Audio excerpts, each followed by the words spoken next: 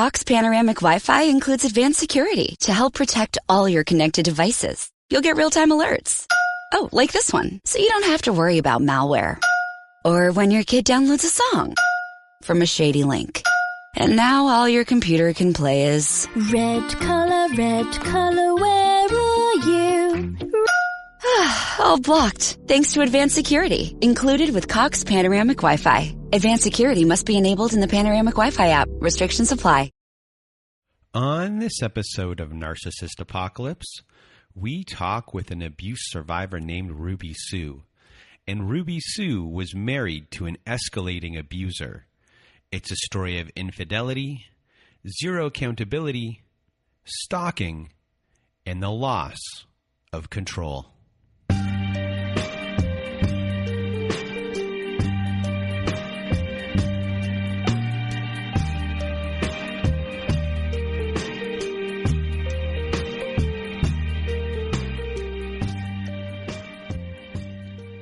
Welcome to Narcissist Apocalypse. I am Brandon Chadwick, and with me today we have Ruby Sue. How are you? Good. How are you? That rhymed. I'm great. And thank you for being here with us today. I know you're going to help a lot of people by sharing your story. And if you want to be a guest like Ruby Sue is today, please do go to our website at narcissistapocalypse.com. Top of the page, there's a button that says guest form.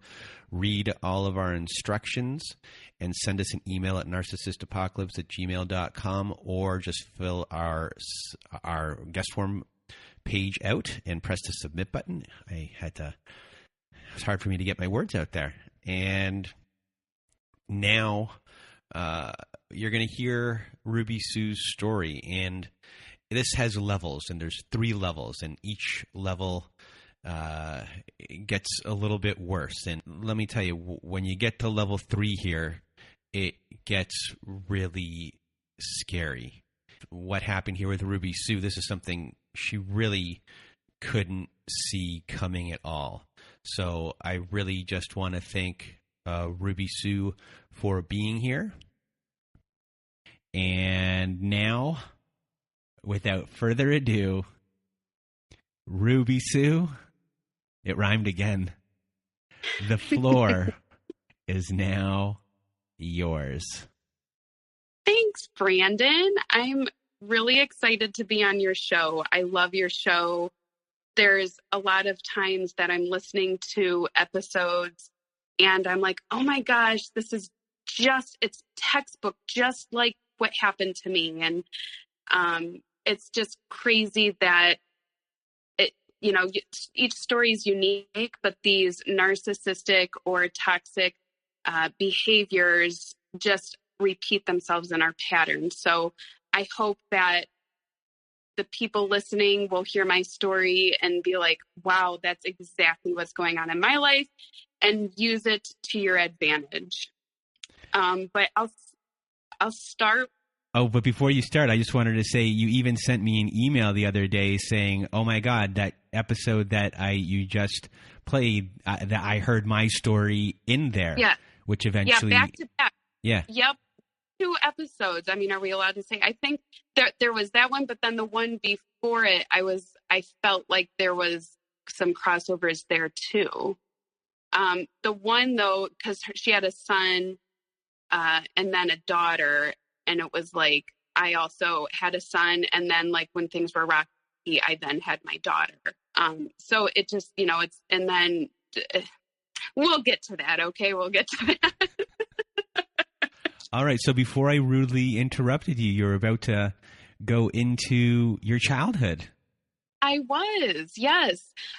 So I have a great family. I had a great childhood. I mean, I would say I was a normal, part of a normal family. Like the normal dysfunctions were human beings. My dad is a very strong figure in my life. He and my mom have been together since high school, high school sweethearts. He was the jock. She was the the pretty new girl, and they've been married for, I don't know, 40 some years. And then even like my grandparents both were like married young, had lots of kids that died together, so this whole idea of, family is just very important to me, and a divorce and dysfunction and, like truly abusive relationships, that was nothing I was ever exposed to. I mean, my parents would have fights, and my dad has anger, but don't we all? Right. I would say my dad is like a very gregarious. He's outgoing. He's a go-getter, but he really has like a heart of gold. Like he cares about people. He's taught me, and my mom too. My mom's taught me a lot. But my dad kind of runs the show, and my mom like needs him to run the show. Like she can't make a decision to save her life. Right. So, we moved around a little bit, just because my dad was trying to establish a career. And so, I have two sisters. I'm the middle sister. And, we weren't allowed to watch MTV or VH1 or rated R movies. We weren't allowed to swear. We went to church every Sunday. We were raised Catholic, but not like strict Catholic. I think my dad felt like obligated to, carry the tradition that his mom, who was a strict Catholic. But I would say like family wise, pretty normal. And I'm lucky that I had what I had. But then actually it's interesting because on one of your episodes, I had a realization, because she's like, my family was normal. This was a recent one of the ones I was like, yeah, me too. My family was normal, but it was in high school when I was, I'm not even going to say in love. I was like obsessed with this guy who lived down the street, and I had like never kissed a guy. I'd never done anything with a guy. And, he was a year older than me, and I went to middle school with him. And then in high school, when I got to high school in 9th grade, he was in 10th grade, and he was just a very good looking guy. I mean, very cute, kind of got like that, all-American, Zac Efron level of cuteness. And I mean, looking back, I'm like, dang, yeah, he is the narcissistic personality, but the charm and I was just an insecure 14-year-old, right? Like never had a boyfriend, never been kissed. What's the one movie, Never Been Kissed with Josie Grossi? That was me. And so he hooked me in. Like I was,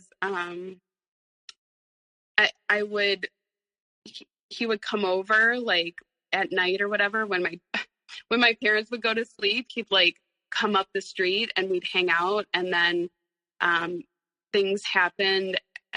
He used me basically, and but would never like date me, but would kind of string me along, and I was just gullible and getting the attention from him. And that was like almost all through high school until 12th grade. Obviously he was gone. And then I would say 12th grade, it was when I finally started like coming into my own and being who I am. And I mean, as much as I was insecure, I'm also a secure type of person in like my beliefs and my dreams, and just highly influenced by manipulative people. Like I believe your word. When I was younger, if you said something, I'm going to believe you, even if your actions don't line up. So I get to college. I still never really had a boyfriend.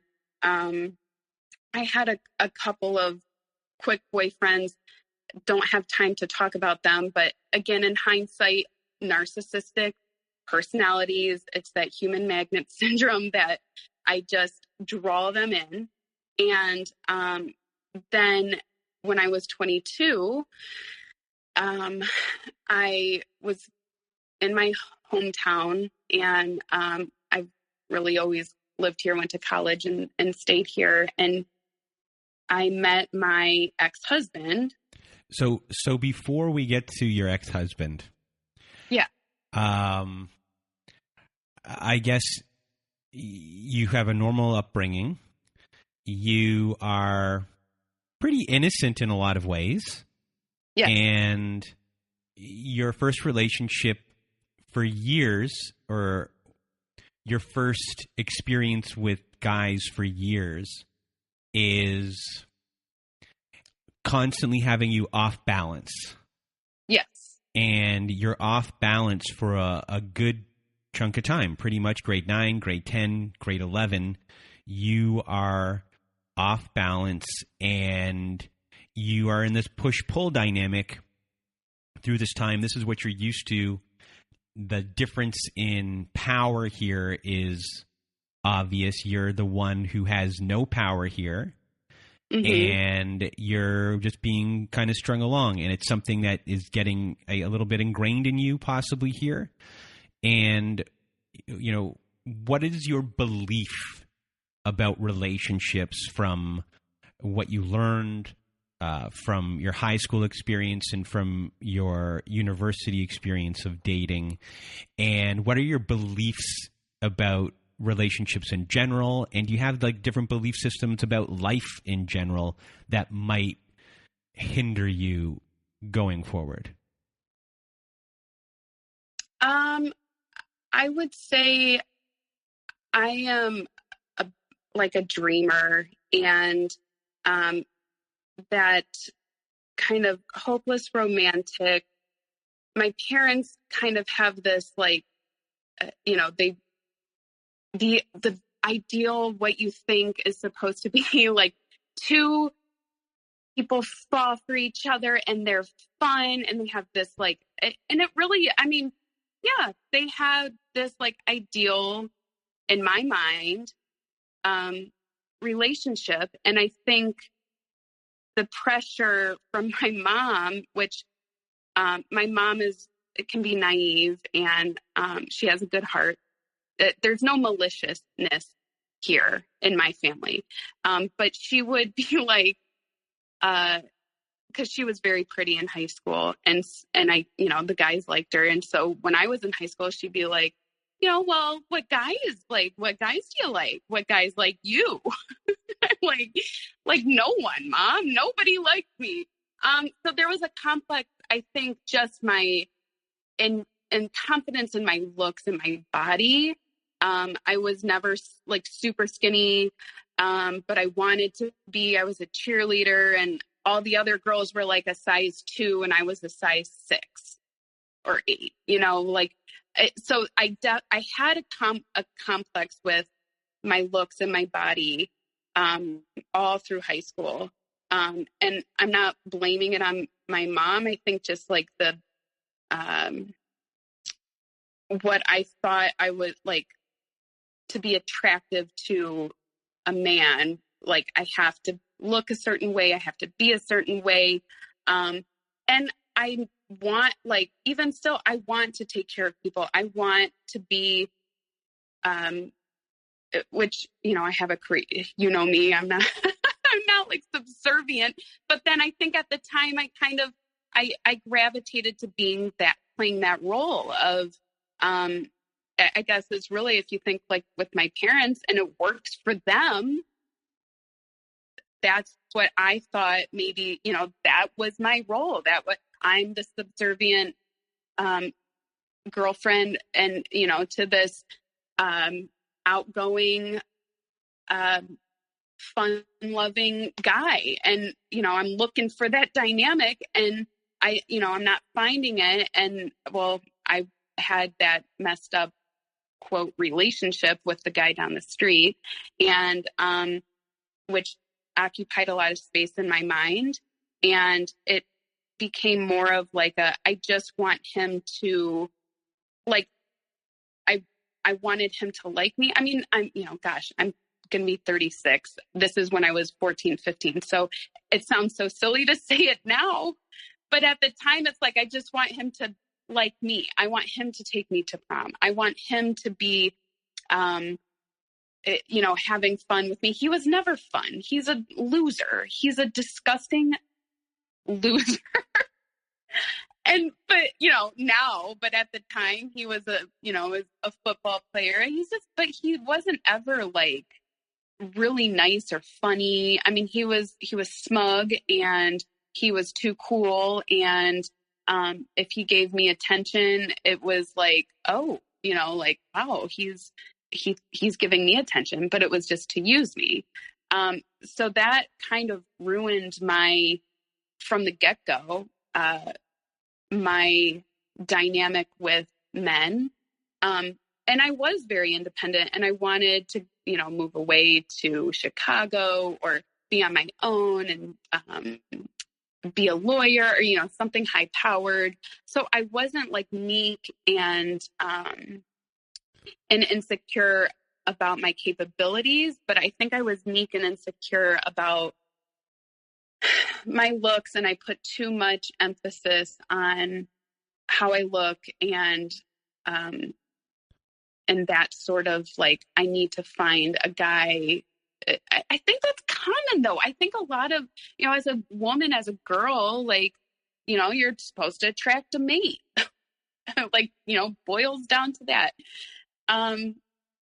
But my philosophy was always, it should be balanced. It should be a balanced relationship. If I want to do this, you support me and I'm going to support you. And we have a friendship, but we're also like romantic. But I like to have a guy that is, I guess like my dad, they say, you want a person like you're somebody that's going to like kind of take the reins and be like, nope, we're going to do this. I like that. Even though I'm single now and I call all the shots and I enjoy my independence. Sometimes I'm like, gosh, it would be so nice to just have that manly man come in, fix the thing and just kind of like come and call the shots. So that's like what I'm attracted to. Yeah. I was going to say that you, like manly men, and in a way you are this feminist that likes traditional relationship roles. It's a It's a contradiction in a way. I know. But and you have, I guess, the really, based upon how you grew up and until this point, the idea of this, just like the traditional family, and you get married, you have your 2.5 kids, you have your house. I wanted 5 kids. Like I don't want the cookie cutter in the suburbs. I want the big farm, and we just keep having babies and we're having fun. And it's, he takes care of me. I'm taking care of the babies. There's something beautiful to me about that. There's something very fulfilling in my heart about that setup. And I never got it. And it does make me sad because that's what I wanted. That's what I wanted. But, like the universe, God, whoever you want to say, always gives you what you need. And it doesn't always look how you thought it would. And my life is very fulfilling. I have 2 kids. But I think that was my idea of like the ideal life would be to like find my quote soulmate and have lots of kids and create a life with my family and go see the grandparents and just like family. And my life still is like that. I just don't have all the kids and I have a career and I'm going to go nuts sometimes. So eventually you, as I interrupted earlier, you met the person that this story is about, your ex-husband. So where did you meet? Yeah, so he actually went to high school. We went to the same high school. He was 2 years older than me. And he dated one of my friends. I mean, she was a friend, but not like one of my best friends where I'm like hanging out with her all the time. We went to a large high school, a city high school. There's like 2,000 people in the school. So it's a big high school. So you don't know everybody. There's this large groups. And I remember the first time I saw him, I was like, he is gorgeous. Like, who is this guy? I've never seen that. And he looked kind of like more grown up. Like he looked, he didn't look like a boy. Like he was so cute. And I was like, dang, who's that? And then once I knew who he was, I realized he was a little bit of a rebel. He's not getting good grades. He comes from a little bit of a broken family. He was supposed to graduate. He would have been 3 years older than me, but he couldn't, he dropped out of school, but then he got back in school. So he was, it was like a bad boy, I guess. And I thought he was cute, but I wasn't trying to date him, in high school. And, so, I met him a few times through my friend, and he was very shy. And, he wasn't that gregarious, outgoing guy at all. So he is a manly man, but he has this soft side of him that it was something different. And, anyway, I'm kind of jumping ahead. So I moved out of my parents' house when I was 19. I was going to school. All my friends went away to college. I stayed home and got my own apartment. And we would go out to the bars, and he would be there, and his friend was dating one of my best friends. One night I was 22 and we were both at the bar, and he came over to me and was like, do you want to come with my friends and I after the bar closes to this party?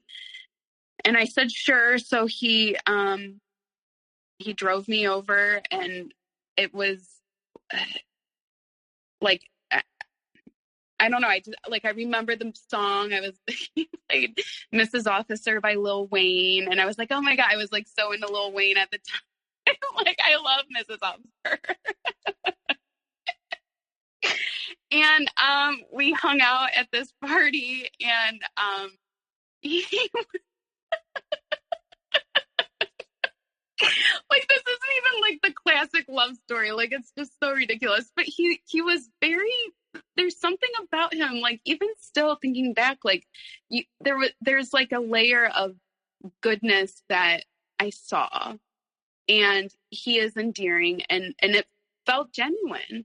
And the fact that he was kind of shy and wasn't like the center of attention kind of guy. And he did like to, like, we'd have conversations, like, the first night, I think we were up till like 5 o'clock in the morning talking, and he didn't try to like put the moves on me. And it was, it felt natural. And, after that first night, a couple days later, I gave him my cell phone number, and he called me on a Tuesday at 6 and was like, would you like to go to the movies? And I was like, gosh, this is what a normal like relationship looks like, right? Like, this has never happened to me in my life.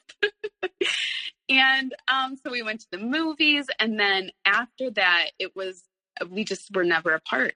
And I lived by myself in an apartment, and he was living in the basement of his sister's house. Mind you, he's 25. So at 25 and 22, that was kind of normal. Like, yeah, well, I moved in with my sister. She was a single mom. She had my nephew who was 5 at the time. And so it was like, and I remember he showed me a picture of his nephew. Look how cute my nephew is.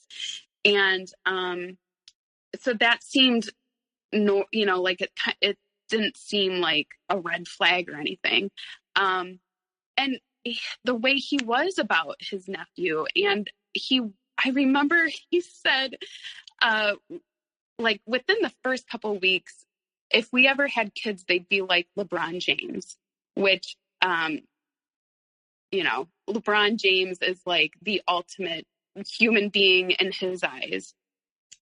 So the fact that he was talking about having kids, and he loved his nephew, and he lived with his sister, and he was excited to introduce me to his sister, and he really looked up to her, who by the way, I love her. Her and I are still very close. She's like my sister now. So it was like, but it was fast, right? Like you think of how quickly they moved. So here I'm living in this apartment, and he has all his stuff at his sister's house. He would travel during the week. So Monday through Thursday or Friday, it was like a type of job. He would be all around the United States at different places, come home for the weekend. So when he came home for the weekend, he would crash at my place. So he really was never even at his sister's. And that was like the first year of our relationship of he's gone, he gets home, he stays with me for the weekend. We go out to the, and to the bars. Maybe one night we stay in, and then he's gone for the week. And and we never fought. I never saw any sort of aggression from him. There wasn't any like red flags at all that would have been even at the time where I was like, oh, that was weird. But I mean, how could you? Because there's no cadence when somebody leaves 4 or 5 days out of the week, and then, there's low responsibility here. And a person like that, a narcissist, or he's not diagnosed, but like, if there's no responsibility, life is easy. Life is great. So after a year of that, my lease was up, and we were like basically living together. And it was like, well, why don't we just go get a bigger duplex or a house or whatever and split the rent? And we found a place. And so once we moved in together, that's when some of the red flags would have started to show up. And like small aggressive things, like, if I left the towels on the floor, he'd get weird about that. But again, I had never lived with anybody else. So here I just, I think that even regular people, right? Like you fight, you leave something on the floor, you're going to have a thing. So I'm thinking it's fine. But I would say there were some fights between us, and I can't think like specifically, this happened or that happened, but it was at the point, we were probably living together for about 4 or 5 months.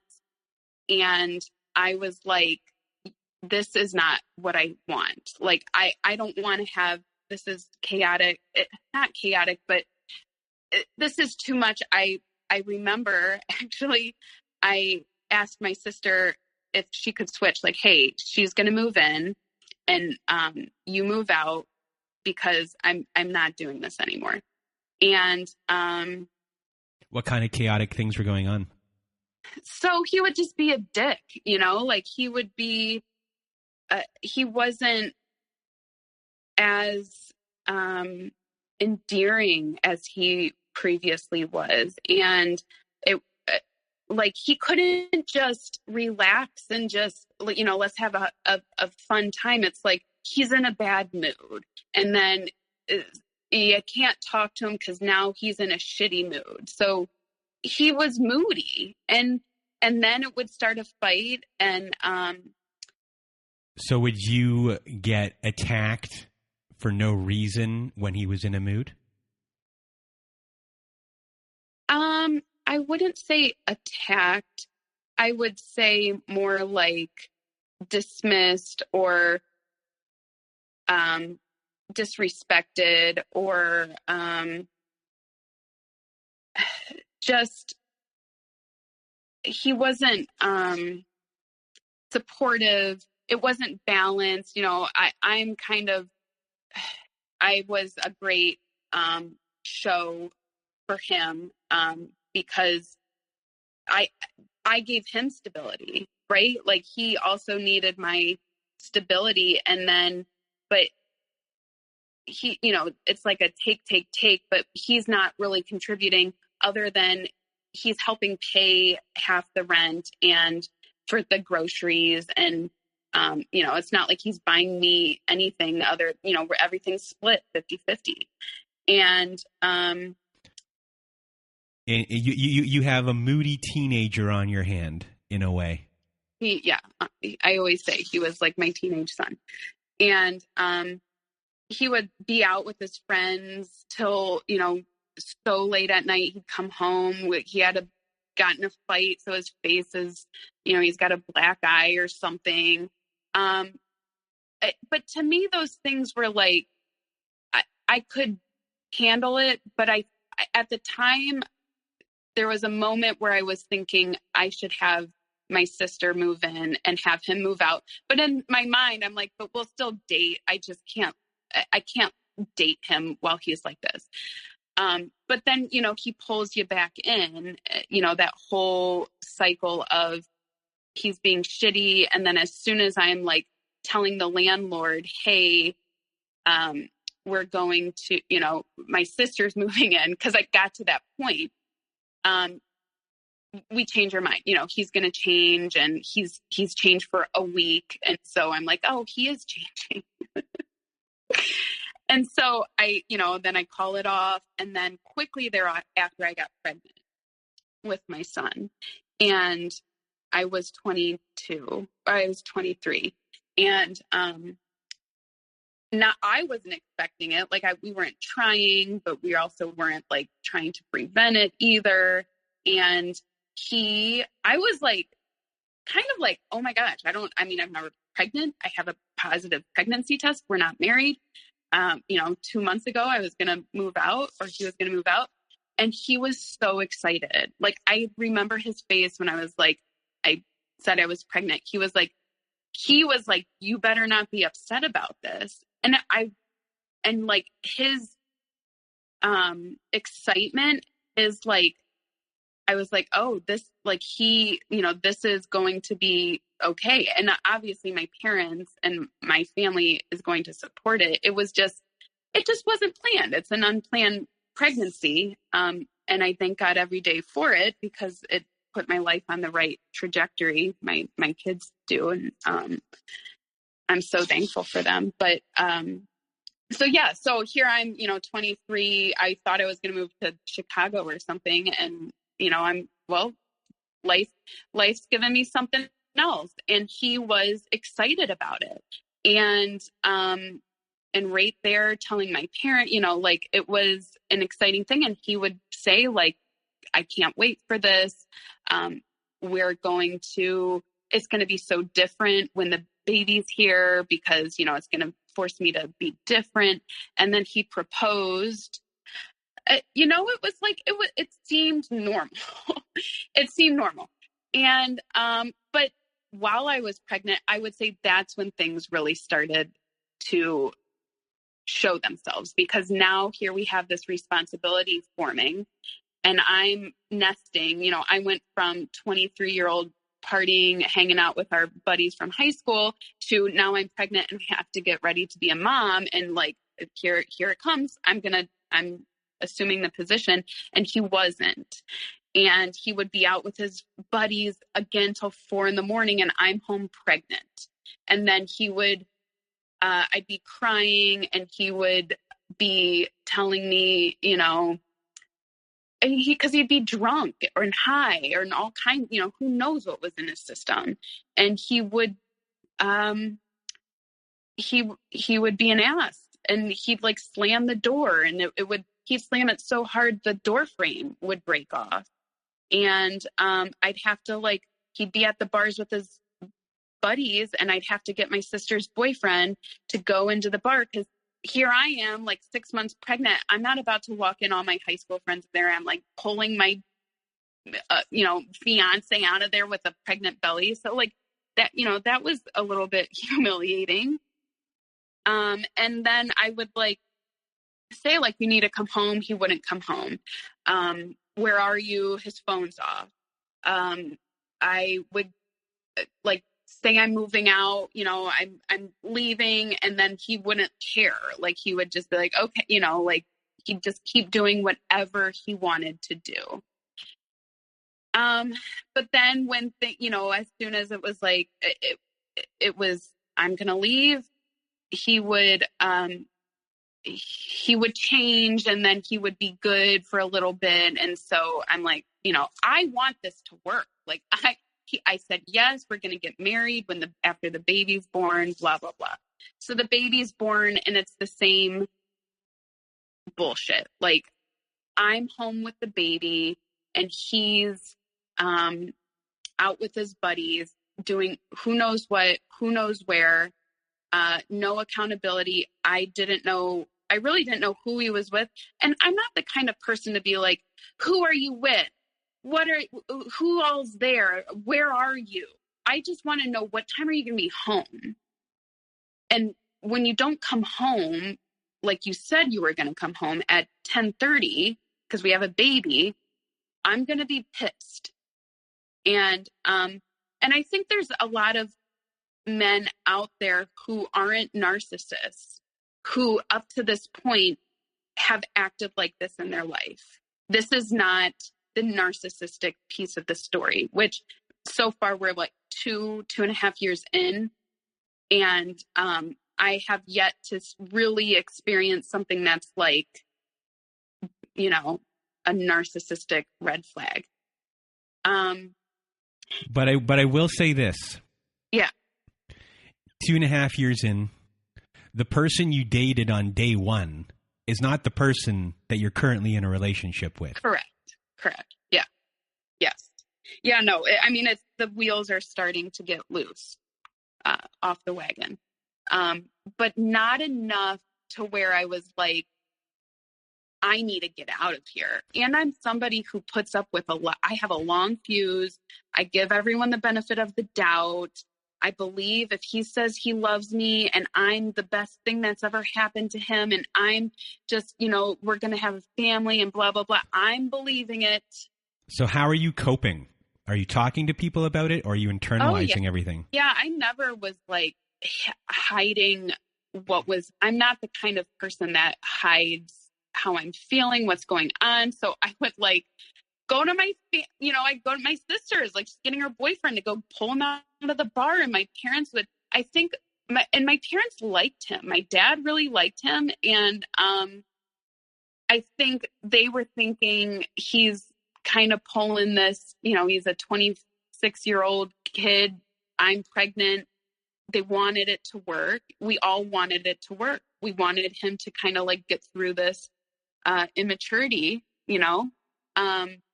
and he wanted to marry me, and he wanted a wedding. He wanted to do the whole shebang. And we had a great wedding. It was fun.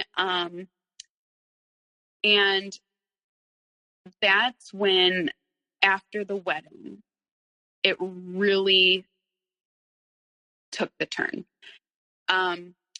So he, like I said, he's a veteran. And so he has VA benefits in the US that they like pay for your school. And so I was like, why don't you go to college? They'll pay for it. So he quits his job. So now he's not gone. He's always home, but he's never actually home. He's, quote, at school. And he, and then it was like, well, I have a lab tonight. So I got a test, I got to study. So he's like, never home. And meanwhile, we got married, and then, I think we got married, and we went on a trip with my son, And he got so mad he got really weird with controlling me about my son when I was pregnant, about like not eating certain things because it would affect the baby. And actually one time, see, I have to like recall all this stuff. It's all coming back to me. I was still pregnant. It was actually when he proposed. I was pregnant when he proposed, and we were out with my parents. We went to Chicago, and my dad ordered one of those like cheese boards, and apparently one of the cheeses are like, I don't know, it can be bad for a fetus. I don't know. He knows all this stuff. He didn't talk. I ate a piece of the cheese, and then he didn't talk to me like basically the rest of the night. He wouldn't talk to me. I knew he was mad about something. And then another time when I was pregnant, I got up in the middle of the night and I got a glass of water from the faucet. And I like went to lay back down, and he like gets out of bed, turns the light on, and he's like freaking out at me. Like, what the hell are you doing? I just bought bottled water, and like putting the baby in jeopardy by drinking water from the faucet. And I thought it was so weird because that, I've never been a germaphobe like that to that extent. And I just thought he was like a germaphobe. Like, okay, so he's a germaphobe, but weird about the baby, weird about that kind of stuff. He still is weird about that stuff, but it felt like he was trying to control me, like my every step. And then if I made a misstep, he's not going to talk to me. Anyway, so once I had my son and once we got married, we went on this trip, and he got so mad at me, and he like got out of the car and just like walked off into traffic and like away.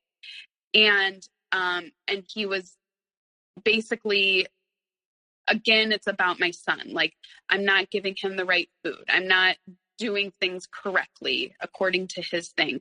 And then he would just like storm off. And then it's like, here we are, not in a city I'm familiar with. And now I've got to find him. And I just remember thinking, like, we had just gotten married a couple weeks earlier. And I was like, oh my gosh, I can't believe I have to, like, this is going to be my life. I have to put up with this now. This, like, and it was getting worse and worse. And like, there was no romance anymore. We were staying in hotels, and like, he wouldn't be, like lovey-dovey, touchy-feely.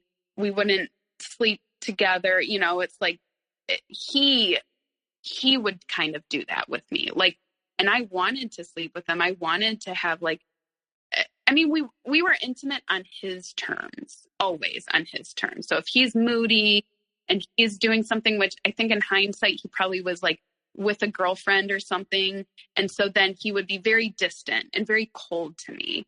And it got more and more farther and few between, where there were like moments of like happy, intimate, him and I romantic. Like, once we got married, he got very cold very quickly. And he quit his job, was going to school, and I can only speculate, but I think my gut instincts are pretty close. He's meeting girls at the college. He got a job at like a hoity-toity restaurant, so he meets the hostess there. So, the honeymoon's over. He's going to school. He's never coming home. He's got labs late at night.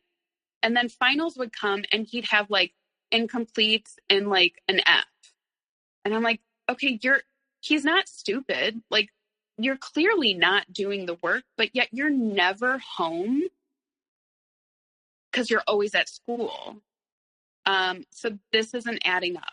It's not adding up. And he was then like even more distant and cold towards me.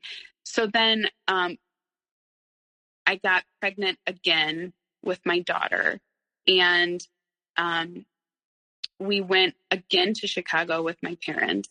And this time my son was a baby, and he got pissed at me about something stupid, something with the way I was with my son. And he stormed out that night out of the hotel. Like, we got back to the hotel, we got in a huge fight. And he left the hotel room and he flew home. He caught a plane and flew home. And it was like, you know, my parents are here. And that's when my parents were like, what the hell is going on? And I had just found out I was pregnant with my daughter, and I didn't tell my parents or anything, but this was when it was like, okay, he's storming off. And like, why though? And in hindsight, it's because there was somebody back home that he's going to storm off and then go hang out with her. So he has this pattern always of getting angry over the littlest of things and blaming you for something that there's no reason to have blame for. He has these mini tantrums. And are you letting these things slide? Are you challenging these things? Are you changing your behavior sometimes so these things don't happen as well? No, not at first, you know, these little tantrums, and I'm not going to back down from something like that. Like, I'm going to go toe to toe. And that's why there would be big blow up fights, because I'm not going to back down. So, and I'm not meek either. So I'm kind of like, you know what? F you for doing that. You know, that was rude and disrespectful. And I called you all night and your phone was off. Where the hell were you? And he'd be like, shut the fuck up, bitch. You know, fuck you, bitch. But it's like, I have every right. You're my husband and we have a baby together, and you didn't come home last night. Where were you? Wouldn't respond.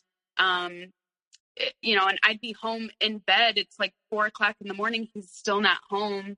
And I would think like, you know, somebody mugged him. And he's like, one night I even called the city police station to be like, do you guys have someone, you know, that because there was no way in my mind that he was like at somebody's house, or, you know, he left the house to work and then wouldn't come home. And so I'm thinking he's working, but really he would get off work, go out with his buddies, and then probably go to a girl's house or go to a buddy's house, and girls would be there. And meanwhile, I am pregnant on my second child, and he's really not supportive. He's cold and distant, a lot of stonewalling, disappearing acts. And then when I would push him for an answer, he'd be like this one time, for instance, I want to know what happened and where you were. And he would be like, say it one more time. And he like picked up my laptop, and over his head, like he was going to throw it on the ground. He's like, say it one more time and I'm throwing this on the ground. And I'm like, I said it one more time, because I'm not going to be like, oh, okay, you're going to put it. So I'm like, I'm fighting back, and he smashed my $1,300 laptop that I was still paying off to Best Buy. And it was like, what the hell? That is now, I'm like, okay, the storming off in Philadelphia, the smashing my laptop. And then I would go and tell my parents. Like, I remember I was like crying to my parents, like, he smashed my laptop. And they were like, kind of like, what the hell? You can't. I think they still had faith that, like maybe he needs anger management. And I did too. Like, maybe, we need to go to counseling. So going back to that time in Chicago when you got on the plane, were you able to put two and two together at that time? And did you say he's going to see another woman? No, not an inkling. Other than he's being cold and distant, I'm just thinking he's just a moody dick. He's really pissed about this, which irritated me. Like, I'm just trying to have fun and enjoy the time, and you're getting mad at me and then I'm fighting back. Like, I'm not, I guess, in hindsight, this is 11 years ago. I probably would have been, and today I think I wouldn't even feed into the drama, but I would. And, he would then storm off. Now he's got an excuse because we've had a big fight. So now he's gone. And, it's like, I just needed to get away from, the drama. He's not taking the accountability. He's making, it's the gaslighting of like, I'm the drama. I'm making it chaotic. And he just needed to get out because he was so pissed. And then, and even then I was like, kind of like, I feel like he's the drama, but okay. He was really a pro at taking your defensive stance, reversing it on you, making it seem like you're the aggressor in the situation when it was really his outburst that started everything. And right. Then you're sitting there thinking, I assume, like, do you ever assume, like, is it me at one point or no? Or are you pretty confident that, like, no, it's not me, it's this guy? Yeah, I was pretty confident that it was him. And I would tell him that. And he doesn't like that. And then I would be like, you're like this because, like his dad was never in his life. And his dad just was a bad guy with a track record. And so I would like point out to him, like, you are becoming things like your dad, like you're just like your dad. And I'm not saying I was like perfect in the situation where, I'm not hurling insults back at him because I'm mad. I'm immature too, and I'm mad, but I definitely had reasons to be mad because he's not owning his obligations. And he's, aside from all of this, we're piss broke. He's going to school, living off the VA. The money, we have separate accounts. I mean, I believe in separate accounts. I make my money and then we share expenses. But I'm the one having babies and trying, and, like I had graduated college, but I was having the babies and kind of wanting to be that stay-at-home mom while they were infants. And he would come home and be like, what have you contributed? You should be doing something, like coming up with money somehow. Like, how are you making money? And I'm like, okay, sure. So I would like sell stuff on eBay, and I'm like, this isn't what I want to do. This isn't what I really want to do. But I didn't know what the next move in my life was money wise, because I hadn't thought about it. Like, you and I had babies early, and now here I am pregnant, and you're kind of like asking me to figure out what I'm doing to contribute when you're the one that could easily get a job and get the money from the VA, because the VA also gives you a house allowance. So if he could get a full-time job, but he's dicking around at the community college, right? Like, he's not working. And then his fund money from the valet parking goes to his binge drinking and whatever else he's doing, and his Nike shoes. And, he loves to spend money. And so we're broke, and he's smashing my laptop. Well, we don't have money to fix that. And then he wouldn't pay the gas bill because he'd say, well, you need to go get on government assistance. Like, we're poor enough that we could get on government assistance. You need to go stand in line and get on food stamps and all that. And I had never done that. Like, I didn't even know that was an option, but he's like, yeah, you need to do this, which I did because I need, I wasn't really working and he wasn't really working. I mean, it was paycheck to paycheck. And, he would use like my credit. I have good credit. He would use my credit cards to buy stuff. And, cause I was naive and I gave him a credit card, but he would buy, material things. And then he would do our tax return, and all the money would go into his account. And then he, like, one day comes home with a brand new iPad. So, like, just very immature. And I may, I'd be like, you need to go return that. So now that's a fight. It's like everything was a fight. I guess it is important to note, like, during this time, I'm like trying to figure out my next move in my career. I have babies, so that wasn't at the forefront of my mind. He's not responsible. He's not reliable. And he's, it's not happy. It's not a happy marriage. And so I decided to go back to college and get my master's degree. And because that would be like a surefire way to get a job. Thought, like, okay, I'll make good money. I can be self-sustainable. And in the back of my head, I'm like, I don't know if this is going to last forever because this is chaotic. So I have to set myself up for success. And that now, this is another layer that I think added to the chaos of everything. Well, wait, before I went into school, I was like, okay, I need to know what I'm going to do.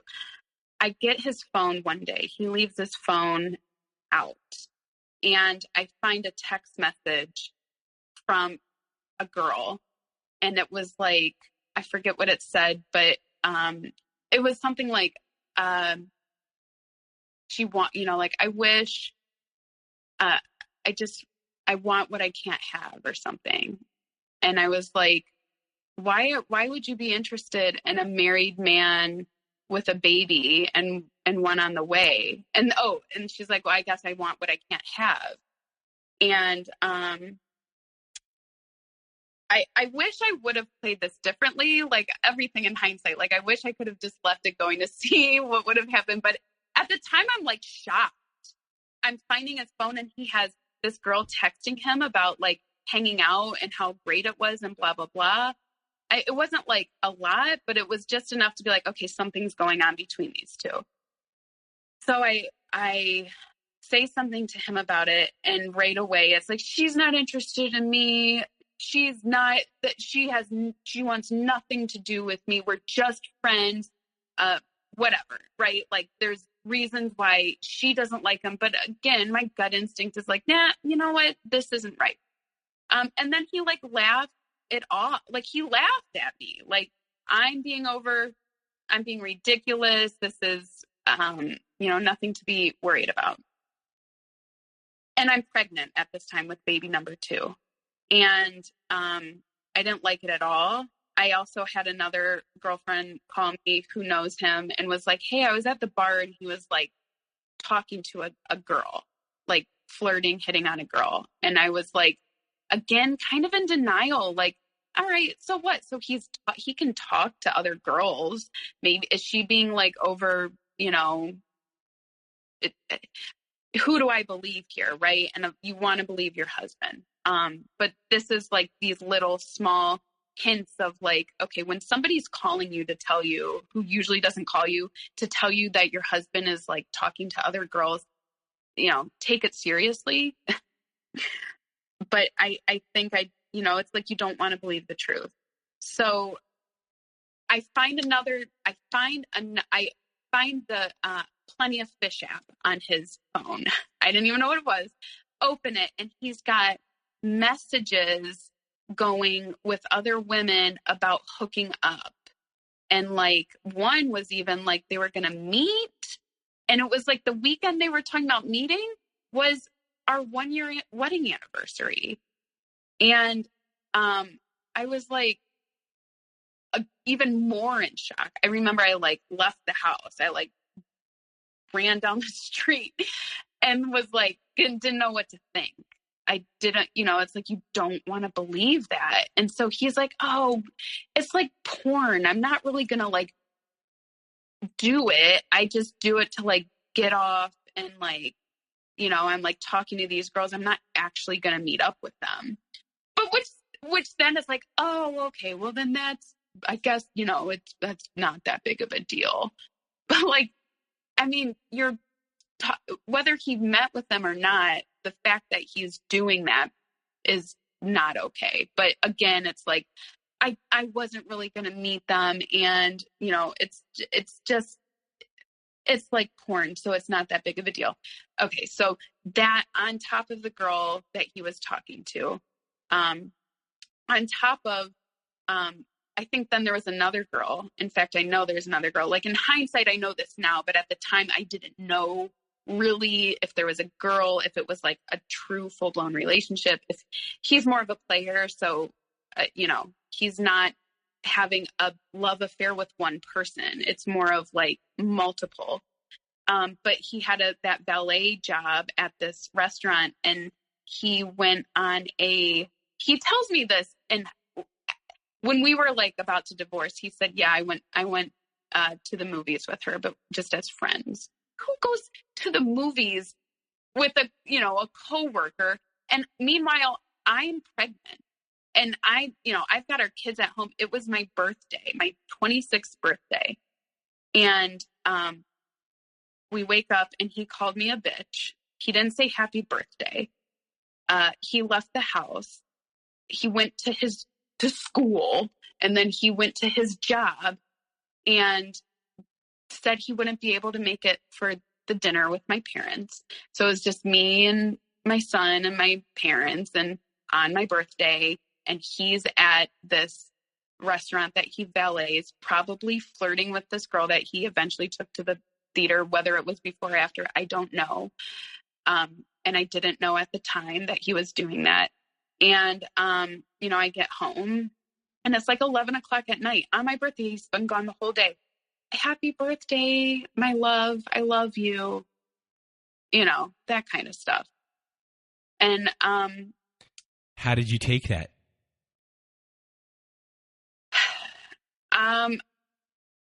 See, it's really easy to win me over. Like, I should have been more, I was pissed, but then when all you have to do is say a few nice words to me, and I'm like, I love you too, whatever. I didn't know I thought he was working. I want to believe that he's truly at school trying to bring his grades up, and he's at work, because again, he has a way about him that feels very genuine, and it sounds and feels and looks genuine to this day. Despite everything that happens in this story, I thought he was genuine. And how do you feel about yourself that you have one child, you have one on the way? Are you scared at all about what life would be? You're not scared about what your life would be like without someone there? I wouldn't say scared. I would say it's not the way I wanted it to be, right? Again, like I said, I want the big family on the farm with the fun, and like, that's what I want it to be. And if it's not being that, I'm not going to like sit around and hope that it becomes that. So I moved in with my parents. He was so shitty and destructive and lying, and the girlfriends and all this stuff. And I'm just trying to have a normal pregnancy. Then I moved in with my parents, who lived a 5-minute car ride away. And I just needed to be taken care of, right? Like I need respite or whatever. Like I need something, I need a refuge from the storm. And so I moved in with my parents, and this is, I would say this is one of the, like, another layer of me moving out of the house. Me moving out of the house in with my parents. Now he doesn't have any, like, he wanted me, he wants me back at the house, but I'm in with my parents. And at this time, I knew he was like cheating on me. And I went on Match.com one night because I needed like love, like I needed to feel my, I'm 26. I'm like, I just want to have this relationship. And I like messaged a couple guys on there, and I put on there that I was like separated or whatever. And I mean, this wasn't like the first night in my parents' house. Like I had been living at my parents' house probably for a month while he was just doing whatever the fuck he wanted. And and so I went on Match.com like one night, and then I got off the app like the next day. I deleted it because I was just like, this isn't what I'm really, I think I just had to dip my toes in, and then I'm like, yep, nope, not really gonna do this. And so I was transparent about that with him. Like when I moved back in with him, I told him about it. And that is when it really, I think him seeing that I wasn't just kind of sitting around waiting for him to get, this gullible, like, I remember he like signed into the account and read all the messages, and he came downstairs and he's like, you were looking for love. He's like, I was just looking for sex. You were like legitimately looking for love. And he was like really shaken by that. And, which to me, like a normal person would be like, oh, honey, I'm sorry. I'm not giving you love. I love you so much. Like, I don't want you to have to feel like you need that from any, how can I make this up to you? I was always waiting for that, like, token moment of like, I really like showing me the actions. Cause it was like it was so close to being there always, but it was never quite there. And, so that was the huge turn of events where he became very controlling. And, so I have my daughter and I moved back home because here it is. We have a baby. I can't live at my parents' house and we have a newborn baby. And plus, I'm going to change. I'm going to be different. It's going to be different this time. I'm here for the family. And, I moved back in the house. I have an infant. My son was 2. And I'm enrolled in college now. And I was watching kids out of my house during the day to make some extra money and going to school at night. Meanwhile, he's never at the house. It's like, I basically was a single mom from the day I had my son. He's never at the house. He's at school, at the lab, studying for his test. I'm watching multiple toddlers plus our own, and then getting ready for school at night. So,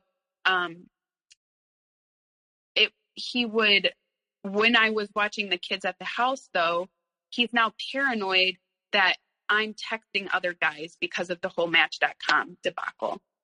So he would come, take my phone, take it hostage, and leave with my phone. I'm watching other people's kids at my house. Like, I have to have my phone. And there would be times where it's like, I'd like have to email the mom and be like, hey, if you need to get a hold of me, please email this address. And then he'd like take my Gmail password. And so now I'm locked out of my Gmail. And so then when I saw that it could be disruptive to, communication with the parents of the kids I'm watching. And I'm also protecting these other kids in my house. I decided to move again back in with my parents, mostly for that reason. Like I can't raise children in a house with a man like this. So I moved back in with my parents. So I'm living with my parents. He's living at my house again. Both our kids are born. I'm going to school at night. And this is when he turned really psycho. He would spy on me at the college. And I know this because he like backed up his pictures somewhere. And there's like pictures of me like from far away in the hallway. Like he'd take pictures of me. I don't know why. Like I'm like talking to somebody about, school. But he would like creepily always kind of be on my tail. He would always know where I was. He would like, text me, and then 5 minutes later he'd be available. Like right, there he is. And then he would grill me about like, where were you at 10 o'clock? You should have been, you should have been back here. So like he was kind of tracking where I was all day and wanting to keep a pulse on me. And then it would get worse. Like, he would sit outside my parents' house and be like who was the car at 2 a.m., license plate, blah, blah, blah. And he'd like run the license plate. And then he'd get the person's name. And then he'd be like, who's Joe Schmo? And I'd be like, I don't know Joe Schmo. Then he puts a tracker or an app on. I forget how he tracked me, but I think he put an app on. Oh, he put an app on my phone to track me. And I agreed, like, go ahead, track me, because I'm not doing anything wrong. I have nothing to hide. Put the GPS on me all day long. I have nothing to hide. But then, like, if you've ever looked at a GPS or whatever, sometimes it pings to, like, a block over, right? It's not perfect. So he'd be like, he'd think that I was a block over. And so he knows. And he would, like, it was, like, so he is very meticulous and he is very like techie. And so it was almost like they so dove in and intertwined to the point where it's like at the other end of the spectrum where it's like, dude, you've gone way too far. You're like making things up. But he believed that. He like legitimately believed it. He would show up at my house like sweating and like in a rage about like, he'd want in, he'd be like, and this is my parents' house, right? And so I was safe at my parents' house. So he was never like banging down the door because my dad would probably kick his ass. But it drove him nuts that I was, I was out of his control. And so probably the worst point, one of the two worst points in the whole story is one night I was at school and I took the bus home and he had my car and he was like, I'll give you a ride home to my parents' house. I was like, okay, because I didn't want to wait for the bus. Sure, I'll get a ride home. And he was unstable. All the bullshit had been going on. But again, I get in the car and it was October. So it was rainy, slick, dark. And he starts grilling me about who I'm talking to. Who is the guy I'm cheating on him with? And I was like, I'm not cheating on you. And then he went into a rage and he got on the highway and was going the opposite way of my parents' house, but like getting on the on-ramp onto, he's just driving recklessly in the rain. That was the first time I've ever been like scared for my life. I was like, what is he going to do? I mean, he had a rage in his eyes and he's like yelling at me, we're going to Bethel Park, Pennsylvania. I'm sorry, I'm laughing. I can laugh about it now. It's not funny, but it's funny that like these names like, Joe whatever in Bethel Park, Pennsylvania, because he would like get into my search engine and I looked up Bethel Park, Pennsylvania. Well, it's probably because some celebrity is from Bethel Park, Pennsylvania. And I was like Googling to see what Bethel Park, Pennsylvania was. Who knows? I have no idea. No, or maybe there was like a house there, a historic house. And I was like, who freaking knows? I don't remember what I did yesterday. I have 2 kids and I'm going to school and I'm dealing with you. I don't know why Bethel Park, Pennsylvania, and he's like, I'm a liar. I'm lying. So we're going to drive to Bethel Park, Pennsylvania. It's like 7:00 at night. My parents are expecting me home and I have 2 babies waiting for me. So he's like driving. Then he like gets off the highway and I was like, I'm going to jump out. So I like went to jump out of the car and he like pulls me in, he's like holding me down in the car so I can't get out. And, it was just like, it was crazy. It was like on the highway, off the highway. So he gets back on the highway and I'm like, I'm just gonna, he pulls over on the berm of the highway and, was like, I'm going to tell you who it is. Cause I was like, I think if I just tell him a name, maybe that will stop the chaos. Like maybe if I say something. So I go, okay, I'll tell you who it is. And he was like, dead serious. He's like, calm. He's like, okay, who is it? And I made up a name. And he was like, he like exhaled. Like, I don't know if he was going through psychosis. I mean, I don't know, Brandon, maybe he's not maybe maybe something was wrong. Something was wrong. But then, so he's like relieved. It was like quiet, all just calm. And he like turns, we get back off. We go back to our house, not my parents' house. He drives back to our house. I'm supposed to go back home where my kids are, my parents' house. He drives to our house and he wants me to come in. And I'm like, after that fucking crazy scene, I'm getting the fuck out of it. Like, I'm scared of him.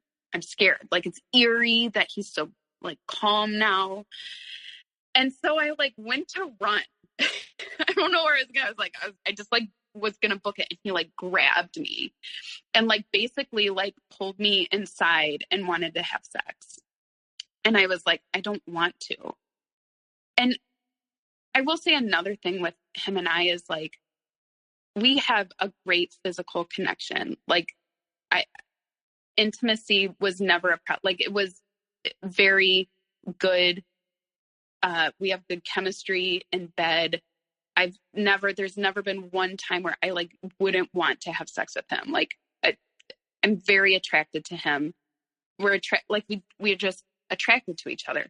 But the fact that I didn't, like, I wasn't attracted to him at all in that moment.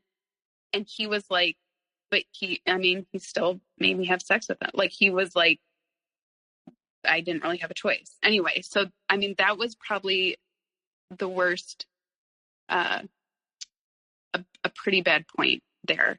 And I left this. So then I left and I called his mom. And I was like, I don't know if I should call the cops or like how I should handle this.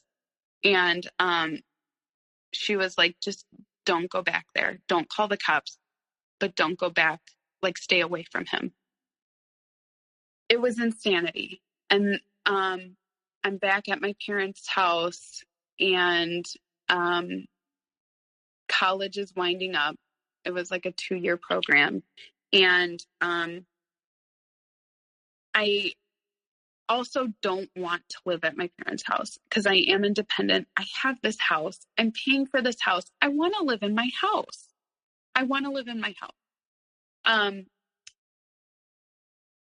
So when I was interviewing for these jobs, I had like 6 different internship interviews at nice firms downtown in the city, making a nice salary. And I remember right before, he wanted to drive me to all of them. He wanted to take me and wait while I went to all these interviews.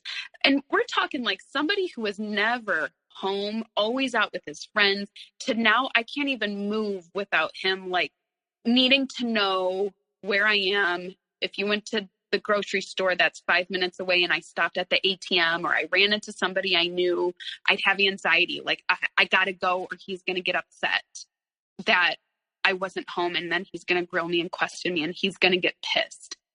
And so he drove me to all my interviews. And I remember he got pissed about something and smashed and like slammed the back kitchen door, and the glass shattered. It was like an old door, but glass shatters everywhere. It cuts my hand. I'm showing up to a freaking interview with a bleeding, a slice on my hand. And, I got to pull it together and whatever. I actually got the job offer at that place. Anyway, he was always smashing things. He smashed the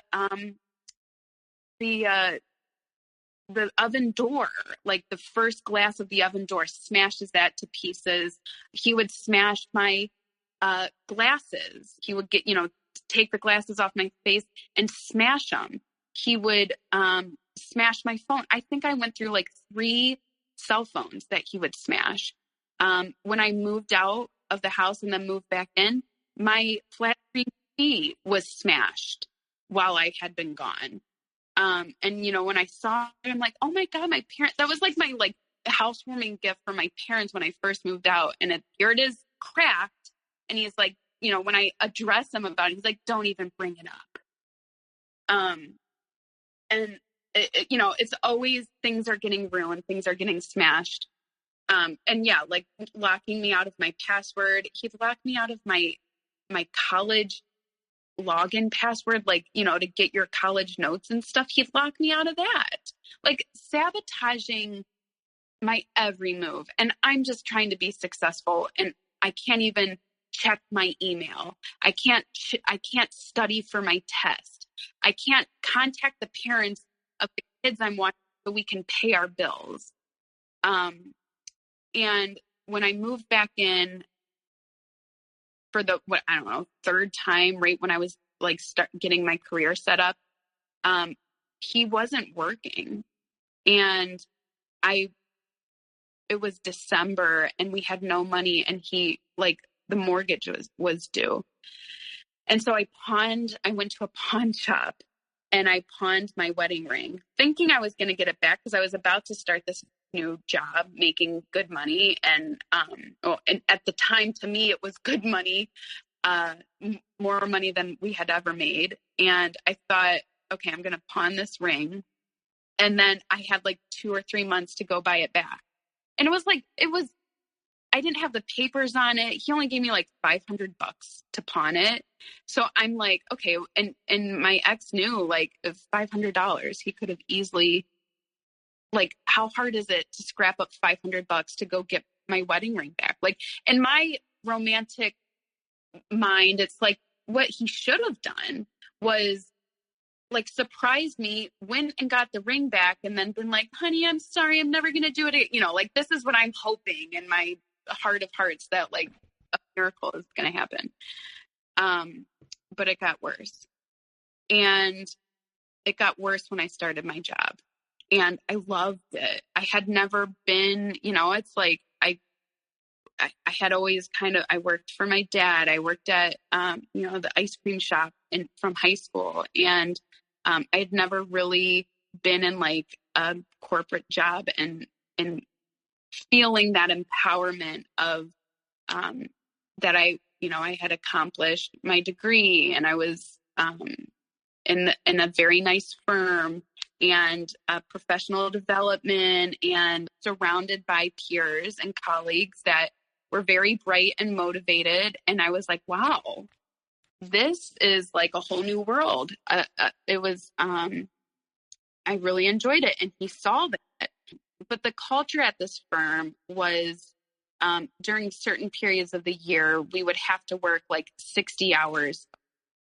So there would be late nights, and it was required. And this is when he like really lost it. This is when he would sit outside the firm and text, like blow up my phone all day, saying he's going to bust in there and he's going to find me having sex with somebody. Like, he was convinced that I was like sleeping with somebody at the firm. And he would even say, like, I'm sorry, I'm morbidly jealous. He told me he was morbidly jealous and he needs help. I went to multiple marriage counselors. At one point when I was pregnant with my daughter, I was seeing a marriage counselor and he wouldn't show up. But now by this time we found a marriage counselor and he's like frantically trying to make it better. To the point where I said, I will do a lie detector test. We found a polygraph administrator, and I took a polygraph test and passed it with flying colors, and thinking like, this is going to solve the world's problems. Now he's never going to bother me again. And he like at first was like, oh, okay, because the guy was like, you owe her an apology. And I was like, tell me every single guy you think I'm doing anything with, put it on this piece of paper. I want the questions asked so you have peace of mind. And again, we had no money, and I'm forking out $400 for this stupid test, which eventually it meant nothing. He said, oh, you were up late last night I read that if you're tired and hungry when you take a polygraph test, you pass it or something. I don't even know. And he said I did that, and that's why I passed. I was like, stupid. I like, it blows my mind he thinks I'm cheating on him. Because that's just not me. Like, if you know me, I would never cheat on anybody. But you're convinced to the point you're driving me off the highway that I'm cheating on you. What's amazing is that within everything that's gone on, and as you explained, there's been 3 levels of things, that in this level 3, when, you know, when he was in control, or what he perceived to be control, you know, he was he's different from when it began, because that wasn't the real him. It's a whole different person. And then that second version was someone who had control and was just doing whatever they wanted. And as soon as he felt that you could love someone else, and then that control of owning you in a way was gone, this new person came out of the woodwork, which is its own complete shock, because you never saw this version before. And this version is a scary person, and it keeps on escalating. And it really is a story of like 3 different levels here of, you know, the fake person, the person that has control, and then what happens to someone when they start losing control, but the relationship is still going on, and being within that, how scary it can be when someone like this is losing control, at least in their mind, that they've lost control. Yes. And this is when you ask if I was scared, I was never really scared until level 3. And that was like my sign of like, you need to get out. But I think, you know, because he was stalking me. He was straight up stalking me. And then would say things like, I'm going to kill you if you don't tell me where you are right now. I'm, you know, like very threatening to expose me at the firm. You know, I'm going to show them who you really are. Threatening, just always like, it's just always like a threat, to where I don't know if he's going to go off the deep end one day and literally do that, because he could, because he's been unstable. I mean, that whole thing with the Bethel Park, Pennsylvania bullshit. Like, I don't know. I part of me felt like maybe he was, and maybe he was going through some sort of psychosis or something. Which is not an excuse, right? Like, don't hang around because you feel bad who's going through psychosis. I had 2 babies to take care of. So how does it all end? The turning point was, he was at the firm and he wanted me to come out, and I said no. And so I like went to the front window and could see him sitting there, but I needed to go home. So as soon as I saw him leave the parking lot, I left the firm. Like, I saw him drive away. So now I'm going to drive home. And I'm on the highway, and he comes up from behind in my rear view mirror. He must have been going 110 miles an hour, and came right up on my car. And like, if I wouldn't have got moved over to the berm, he would have hit my car. Like, I had to move over. So he forces me off the road, off the freeway, and parks his car like, so that like right behind mine, like with his car hanging off in the slow lane, comes over and is like, get off at the next exit. So I'm like, okay. So we like get back on, and I don't get off at the next exit. joke's on you. And he like gets back on, and basically it was like, it felt like, again, something from a movie where we were having like this chase. And then finally he gets me off the road and like takes my keys and was going to leave me there stranded kind of in a not so good part of the neighborhood. And then like eventually then came and gave me my keys back. So that's the point where I'm like, I need to, again, I don't know what he's about to pull. My mom asked me, like, do you think he would kill you? And the fact that I couldn't strongly be like, no way, was scary for me. Cause I'm like, why would I even take the risk? So and I had a good support system at this firm. I had good mentors and people who kind of knew what was going on. And so I filed a restraining order against him. And then I didn't see him, with the restraining order, we didn't really talk. And then we did a dissolution, a divorce dissolution. And while I had the restraining order on him, he already started dating another girl.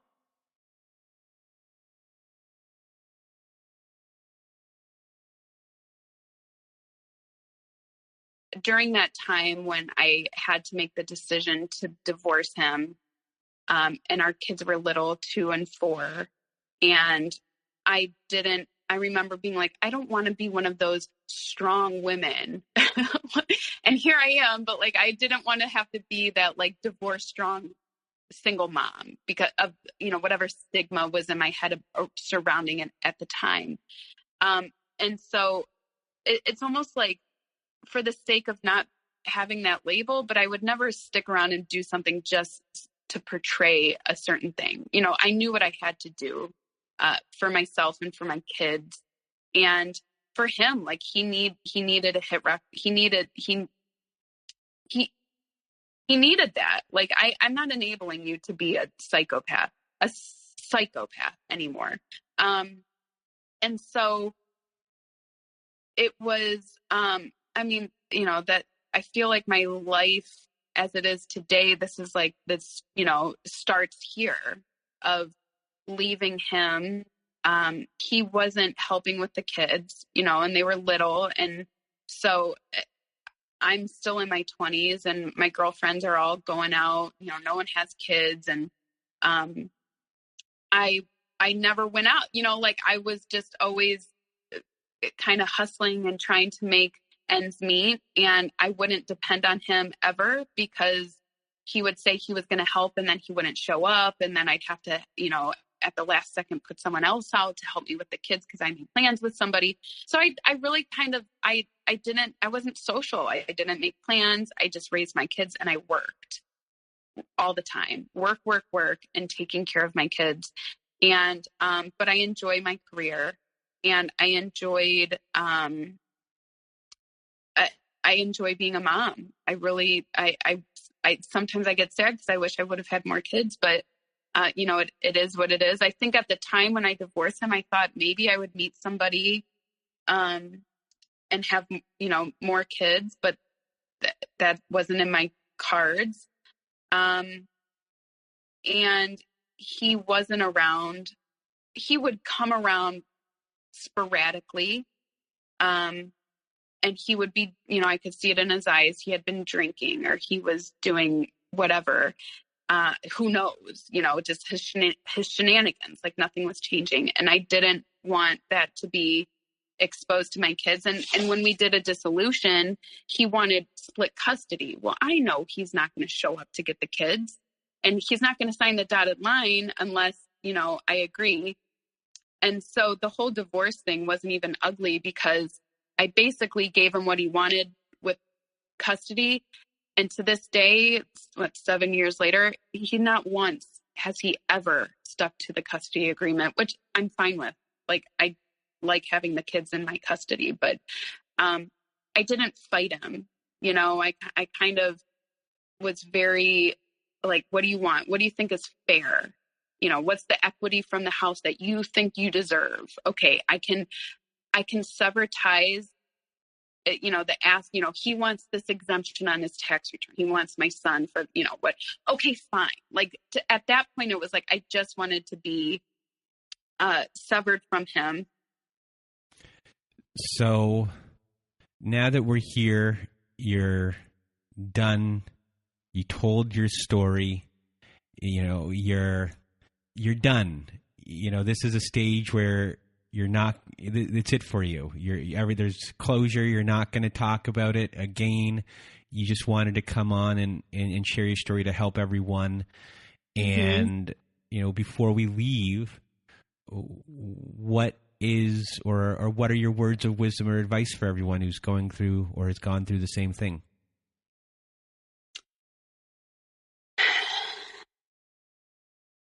I think what I have done in my life with this traumatic, I'd never experienced any sort of real trauma until all of this.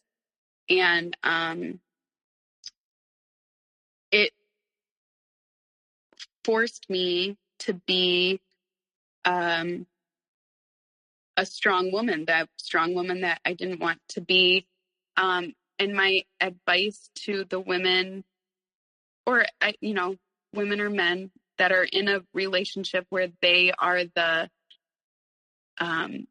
people pleaser, the peacekeeper, the codependent person, that you're actually stronger than you realize, and that if you believe in yourself, you can get along without being dependent on another person. And it is hard, no doubt about it, being strong, but there's a empowerment and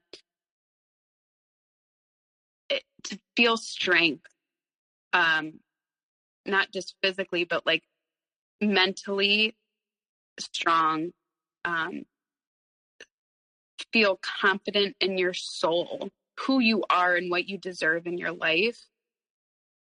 That's what you have to go after. If you're in a relationship and it's beating you down and you're hoping it's going to change and their actions speak louder than words, and in your gut that it's not going to change, ask yourself what you're waiting for.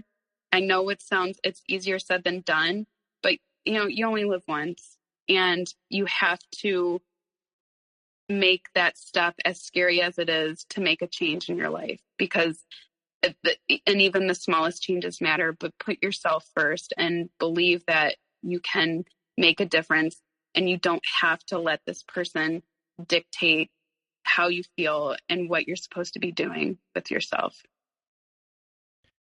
Well, Ruby Sue, I really want to thank you for being here with me today and sharing your story. You did a great job. So thank you so much from the bottom of my heart for being here with us today.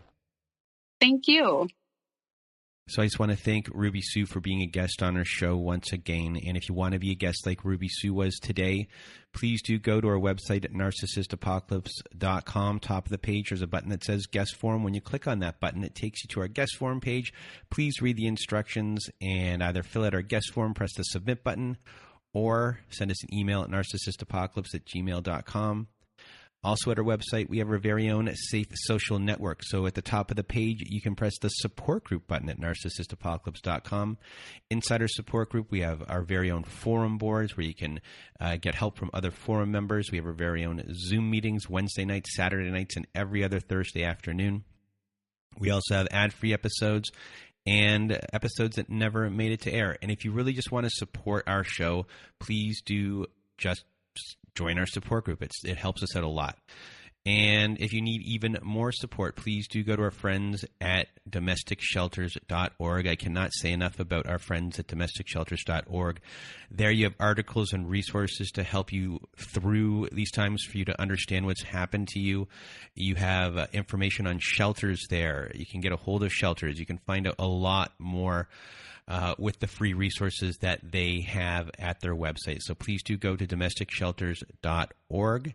And that is it. So for myself and Ruby Sue, we hope you have a good night.